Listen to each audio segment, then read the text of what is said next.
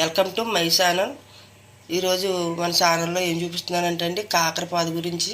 అదే కాకరపాదు నిండా కాయలు ఎలాగ వచ్చినాయో చూడండి. కాకరపాదు అంతా అలాగ వచ్చినాయండి కాకరకాయలు.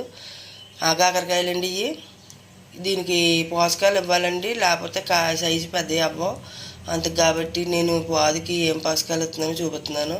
అదిగండి, పాదు మొదల్లో మట్టి అలా తీసుకోవాలి. మట్టి అలా చుట్టెంపులు మట్టి తీసుకుని తర్వాత కిచెన్లో వచ్చింది చూడండి, వేస్ట్ ఉల్లిపాయ తొక్కలు, మనం కూరగాయ తొక్కలు అన్నీ ఉంటాయి కదా, అవన్నీ అలా వేసేసుకొని చుట్టెంపులు వేసుకోవాలండి. పాదు చుట్టెంపులని వేసుకుని మట్టి కప్పేసుకోవాలా.